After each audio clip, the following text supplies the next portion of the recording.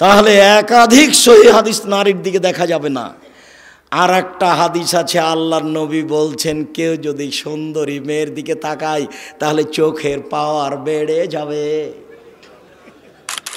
তাই মিথ্যে বক্তব্য লেখা আছে, মিথ্যে বইয়ে লেখা আছে যে 100 বছর 300 বছর 50 বছর থেকে একটা সাপ গর্তে ঢুকেছিল, একদিন মুহাম্মদ সাল্লাল্লাহু আলাইহি ওয়াসাল্লাম এখানে আসবেন, তাকে দেখবো এই জন্য।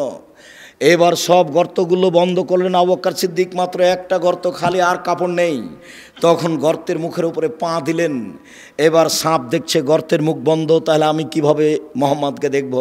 তো দংশন করলেন, বিষে কালো হয়ে গেল, চোখের পানি ঝরে মোহাম্মদ সাল্লাল্লাহু আলাইহি ওয়াসাল্লামের ঝরলো। মোহাম্মদ সাল্লাল্লাহু আলাইহি ওয়াসাল্লামের ঘুম ভেঙে গেল, তিনি বলছেন তোমার এরকম কোনো অবস্থা? বলে আমাকে সাপে দংশন করেছে। দেখি কোথায়? এই যে এখানে। একটু থুথু দিয়ে লিখছে, এগুলো মিথ্যে কথা, এগুলো নগদ মিথ্যে।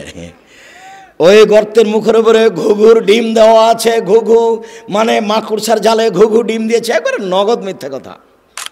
বক্তব্য শেষ হয়ে গেছে, আমার সামনে আসছে বৃষ্টির মতো ঢেল পাথর।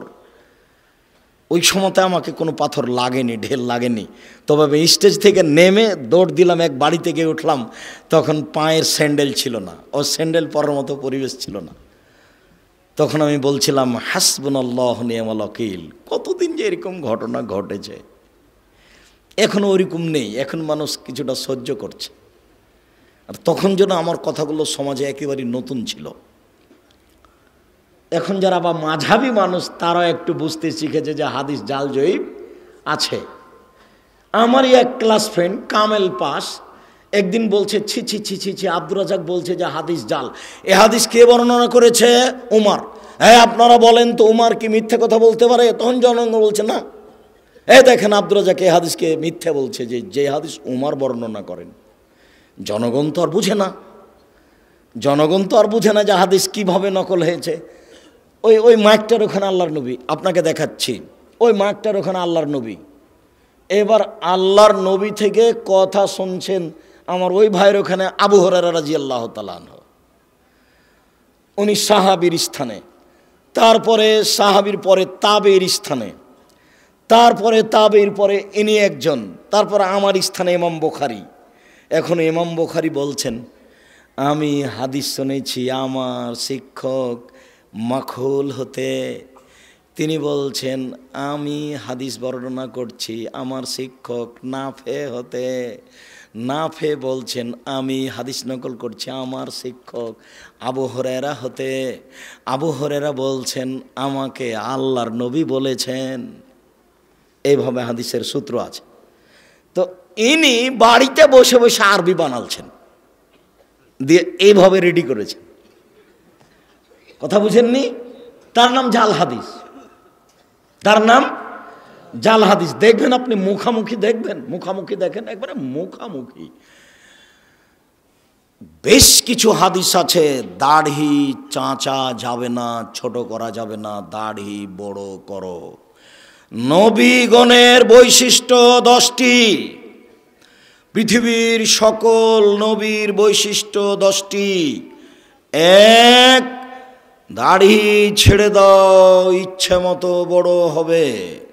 2, মোচ কেটে ফেলো, ব্লেড ব্যবহার করা হবে না, মোচ কাটতে হবে, মোচ থাকবে দেখে পুরুষ মনে হবে।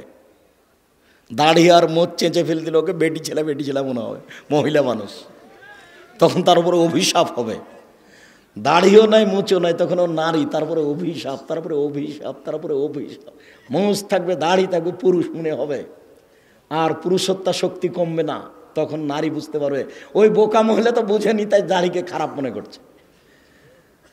ও যদি বুঝতে পারতো যে দাড়ি থাকলে পুরুষত্বা শক্তি বাড়ে, তাহলে তো বলতো না তুমি আরো দাড়ি রাখো, তুমি আরো দাড়ি রাখো, তুমি আরো দাড়ি রাখো। ও তো ওর বুঝেনি ধর্মের ব্যাপার।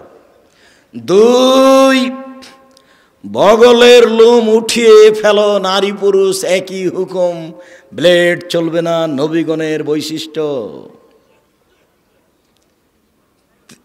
3, 4, নখ কেটে ফেলো, নবীগণের বৈশিষ্ট্য। যত পুরুষ নারী আছেন বিছানে ঘুমাবেন না, আগে নখ কাটবেন, তারপরে এই ছেলে, দোকানে চা করছো, তোমার নখ বড় কেন? তুমি আর শরম পাও না? তুমি মুসলমানের বাচ্চা, নখ বড় কেন? তুমি আজকে নখ কেটে ঘুমাবা। উপস্থিত বৈঠকের মুসলিম বোন আপনাকে বলছে, এই মেয়ে, নখ বড় কেন তোমার? তোমার বাপ দেখে না? তোমার মা দেখে না? দুনিয়াতে এমনি আছো নাকি? বাপ নাই তোমার, মা নেই তোমার? খারাপ লাগে? তোমাকে খারাপ লাগে শুনতে? খারাপ লাগে কেন? তোমার বাপ আছে তো তোমার নখ বড় কেন? তোমার মা আছে তো তোমার নখ বড় কেন? কিসের তোমার বাপ মা? তোমার বাপ উপার্জন করবে গার্মেন্টসে, সেই জন্য তোমার বাপ। আর তোমার মা তেল বেশি করে দিয়ে ভাত রান্না করে দিবে তরকারি, সেই জন্য ও মা না। রান্না করতে কাজের মেয়েও পারে। কাজের মেয়ে বলতে পারে না এই নখ কাটো? তোমার মা বলতে পারে এই নখ কাটো। এই মেয়ে, তোমাকে বলছি, তুমি যদি নখ রেখে ঘুমাও, তুমি আমার বক্তব্যের সাথে মুনাফিকি করেছ। এই মেয়ে, তুমি যদি আজ রাতে নখ রেখে ঘুমাও, তুমি আমার বক্তব্যের সাথে মুনাফিকি করেছ। তোমার এখানে বক্তব্য শুনতে আসা ঠিক হয়নি। তুমি আমার বক্তব্যের সাথে মুনাফিকি করো না। নিচের লুম পরিষ্কার করতে হবে, ঊর্ধ্বে টান 40 দিন, পুরুষ নারী একই হুকুম। ব্লেড ব্যবহার করা যাবে না, এ কথা মিথ্যা। যা দিয়ে সম্ভব, যেভাবে সহজ সেভাবেই পরিষ্কার করবে। নারী পুরুষ একই হুকুম। যেটা বলতে যাচ্ছিলাম, একাধিক সহিহ হাদিস, দাড়ি ছেড়ে দিতে হবে। তিরমিজিতে একটা হাদিস আছে, জাল হাদিস। আল্লাহর নবী তার দাড়ির 2 পাশ থেকে এবং সামনে থেকে কেটে ছোট করতেন। ওটাও হাদিস, এটাও হাদিস। বুঝাতে পারলাম না? আমি কি বুঝাচ্ছি তা বলতে পারেন, বুঝতে পারেন মনে হয়। তার মানে দাড়ি রেখে দিতে হবে, ওটা বুখারী মুসলিমের সহিহ হাদিস। আর দাড়ি কেটে ফেলতে হবে, নবীও কাটতেন, এটা কোন হাদিস? জাল হাদিস। এটা মানুষে বসে বসে বানালছে। বুঝতে পারলেন না? মুহাম্মদ সাল্লাল্লাহু আলাইহি সাল্লাম বলেন, মহিলার দিকে লক্ষ্য করা যাবে না। আল্লাহর নবী হঠাৎ যদি কোনো মহিলার উপরে চোখ পড়ে যায় তাহলে কি করব?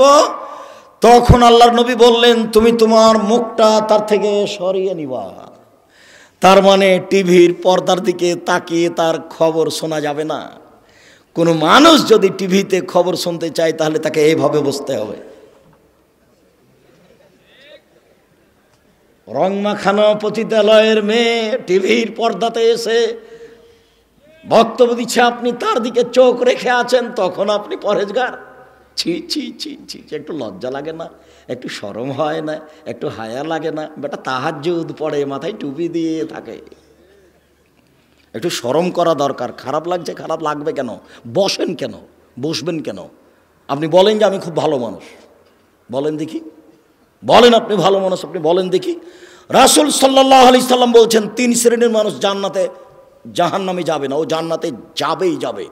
তার 1 শ্রেণীর মানুষ হচ্ছে বেগানা নারী, অপর নারীকে দেখে চক্ষু নিচু করে, যে সে জান্নাতে যাবে। আমি বলিনি, মুহাম্মদ সাল্লাল্লাহু আলাইহি সাল্লাম বলেছেন 1 শ্রেণীর মানুষকে আমি জান্নাতে নিয়ে যাব। কিভাবে নিয়ে যাবো সেটা আমার ব্যাপার। সেই পুরুষ যারা অপর নারীকে দেখে চক্ষু নিচু করে। তাহলে একাধিক সহিহ হাদিস, নারীর দিকে দেখা যাবে না। আর একটা হাদিস আছে, আল্লাহর নবী বলছেন, কেউ যদি সুন্দরী মেয়ের দিকে তাকায় তাহলে চোখের পাওয়ার বেড়ে যাবে। হাদিস জাল। এদেশে একটা বই পাওয়া যায়, বক্তা শ্রোতার পরিচয়, দেখুন কিনে দেখুন। ওটাও হাদিস, এটাও হাদিস। মুহাম্মদ সাল্লাল্লাহু আলাইহি সাল্লাম বলেন, সলাতের সালাম হচ্ছে, সলাত শেষ হচ্ছে আসসালামু আলাইকুম রহমতুল্লাহ, আসসালামু আলাইকুম রহমতুল্লাহ। আবু দাউদে একটি হাদিস আছে, সালামের বৈঠকে বসে বায়ু ছেড়ে দিলেই সালাম হয়ে যাবে। আসসালামু আলাইকুম রহমতুল্লাহ, আসসালামু আলাইকুম বলা লাগবে না। মানুষের বানানো প্রায় 3 লক্ষ হাদিস আছে। আমি আব্দুর রাজ্জাক বিন ইউসুফ 10,000 হাদিস রেখেছি আপনাকে দেখানোর জন্য।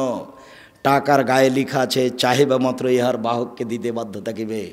আমি আব্দুর রাজ্জাক বিন ইউসুফ 10,000 জাল জয়ীফ হাদিস আপনাকে দেখানোর জন্য প্রস্তুত রয়েছি। হাদিস যে জাল হয় তার আপনাকে 2-1টা দেখালাম। ফাজাইলে আমল বইয়ে লেখা আছে যে আদম আলাইহিস সালাম ভারত থেকে 60,000 বার হজ করতে গেছেন। তাহলে তার বয়স হতে হবে 60,000 বছর। একেবারে নগদ মিথ্যে। ফাজাইল আমলে বইয়ে লেখা আছে, এমনভাবে জিকির করবে দেখে যেন মানুষ বলে পাগল। আপনাদের এখানে যে বট গাছ আছে, বট গাছে এখন এখানে সম্মেলন হয় কিনা, যারা দেখেছেন তারা নারী পুরুষ জিকির করতে করতে উল্টে পড়ে যায়। যারা বাস্তব দেখেছে তারা বলছে জি না, এটা রাখা যাবে না। পীর মুরিদির কোনো নীতি রাখা যাবে না, যে কোনো মূল্যে এলাকা থেকে উঠাতে হবে, যে কোনো মূল্যে। কথা দিয়ে ওঠান, পিটিয়ে উঠান। অসম্ভব আহলাদি সুরদেশিত এলাকায় এরকম জিকির আজকার মিথ্যা নারী পুরুষ একাকার হয়ে হতে পারে না। অসম্ভব, যে কোনো মূল্যে ঠেকাতে হবে, যে কোনো মূল্যে। আপনি প্রস্তুত থাকুন। আহলাদি সুরদেশিত এলাকায় এরকম মিথ্যে জিকির হবে, এটা হতে পারে না। ধর্মের নামে মিথ্যে জিকির চিৎকার করে হতে পারে না। এই মাটিতে জিকির হবে লা ইলাহা ইল্লাল্লাহ চুপে। আপনাকে কথা প্রসঙ্গে একটু দেখালাম। আল্লাহ ভরসা, আল্লাহ ভরসা একটু। আবু বকর সিদ্দিক রাদিয়াল্লাহু তাআলা আনহু বলেন, আমি গারে শহরে আল্লাহর নবীর সাথে আছি। তার একটু আগে বলি, 1 মিনিট এক খেয়ালে চেয়ে থাকবেন। মন খারাপ, আবু বকর সিদ্দিক হিজরত করে চলে যাবেন, পালিয়ে যাবেন। আল্লাহ রাসূল বলছেন, আবু বকর তুমি একটু থামো, আমাকেও যাওয়া লাগতে পারে। তখন আবু বকর সিদ্দিক বুঝলেন তাহলে দুইজনের একসাথে হিজরত হবে। এবার আবু বকর সিদ্দিক 2টা উটের প্রস্তুতি নিলেন। আর বক্তা বলছেন যে সেই দিন থেকে আবু বকর সিদ্দিক রাদিয়াল্লাহু তাআলা দরজায় দাঁড়িয়ে থাকলেন। কখন আল্লাহর নবী বলবেন, কখন রেডি, তাই তিনি রেডি আছেন, একবার সব মিথ্যে কথা। তখন উনি বুঝলেন যে আমাকে বের হতে হবে, 2টা উট রেডি। হঠাৎ একদিন দুপুরের সময় আয়েশা রাদিয়াল্লাহু তাআলা বলছেন, আমার বাপ মা খালি দিন ধর্ম, খালি দিন ধর্ম। মুহাম্মদ সাল্লাল্লাহু আলাইহি ওয়াসাল্লাম আমাদের বাড়িতে সকালে আসেন, বিকেলে আসেন, সকালে আসেন, বিকেলে আসেন।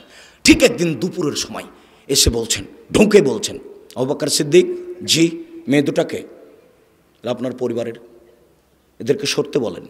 জি না, সরবে না। কি বলছেন বলেন। তার মানে আমি আবু বকর সিদ্দিক যেমন, আমার মেয়েরাও তেমন 19-20 হবে না। আমি বুঝতে পারছি আপনার কথা গোপন, কিন্তু আমাকে বলা যেমন আমার মেয়েদের সামনে বলা তেমন, কোনো সমস্যা নেই। ওটা আয়েশা, এটা আসমা। বুঝতে পারেননি মনে হয়। বাপ যেমন বেটা তেমন, বাপ যেমন বেটি তেমন। অর্ডার হয়ে গেছে, চলে যেতে হবে। ঠিক আছে, বের হয়ে গেলেন।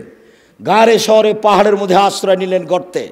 দিয়ে আবু বকর সিদ্দিক বলছেন, এখানে আপনি থামেন, আমি আসছি। এখানে আপনি বসেন, আমি আসছি। ওখানে সব মিথ্যা কথা লেখা আছে। যে সব গর্তগুলিকে আবু বকর সিদ্দিক ছিদ্রগুলো বন্ধ করছিলেন, সাপ তাকে দংশন করতে পারে। তাই মিথ্যা বক্তব্য লেখা আছে, মিথ্যা বইয়ে লেখা আছে যে 100 বছর, 300 বছর, 50 বছর থেকে একটা সাপ গর্তে ঢুকেছিল। একদিন মুহাম্মদ সাল্লাল্লাহু আলাইহি ওয়াসাল্লাম এখানে আসবেন, তাকে দেখবো, এই জন্য। এবার সব গর্তগুলো বন্ধ করলেন আবু বকর সিদ্দিক। মাত্র একটা গর্ত খালি, আর কাপড় নেই। তখন গর্তের মুখের উপরে পা দিলেন। এবার সাপ দেখছে গর্তের মুখ বন্ধ, তাহলে আমি কিভাবে মুহাম্মদকে দেখব? তো দংশন করলেন। বিষে কালো হয়ে গেল, চোখের পানি ঝরে মুহাম্মদ সাল্লাল্লাহু আলাইহি ওয়াসাল্লামের ঝরলো। মুহাম্মদ সাল্লাল্লাহু আলাইহি ওয়াসাল্লামের ঘুম ভেঙে গেল। তিনি বলছেন, তোমার এরকম কেন অবস্থা? বলে, আমাকে সাপে দংশন করেছে। দেখি কোথায়? এই যে এখানে। একটু থুথু দিয়ে লিখছে। এগুলো মিথ্যে কথা, এবারে নগদ মিথ্যে। ওই গর্তের মুখের উপরে ঘুঘুর ডিম দেওয়া আছে। ঘুঘু মানে মাকড়সার জালে ঘুঘু ডিম দিয়েছে, একবারে নগদ মিথ্যে কথা, মিথ্যার নগদ প্রমাণ। আবু বকর সিদ্দিক রাদিয়াল্লাহু তাআলা আনহু বলছেন, কুলতু লিন-নবী সাল্লাল্লাহু আলাইহি সাল্লাম, আমি আল্লাহর নবীকে বলছেন, আমি আল্লাহর নবীকে বললাম, আল্লাহর নবী, লাউ নাজারা আহদুহুম তাহতা কাদামাইহি, ওরা যদি কেউ পায়ের দিকে দেখে, ওই যে ওরা যদি কেউ পায়ের দিকে দেখে, লাভ সরানা, তারা আমাদেরকে দেখে নিবে। তখন আল্লাহ রাসূল বলছেন, মা জান্নাকে আবু বকর, আবু বকর আপনি কি মনে করেন? আপনি কে মনে করেন আমরা 2 জন? আল্লাহ সালেহুমা, আমাদের 3য় জন আল্লাহ। অসম্ভব, ওরা আমাদেরকে দেখতে পারে না। লা তাহজানিল্লাহ মানা, আপনি চিন্তা করবেন না, আল্লাহ আমাদের সাথে আছেন। আপনি কি মনে করেন আমরা 2 জন? 3য় জন আল্লাহ। আল্লাহ ভরসা, দেখেন আল্লাহ ভরসা।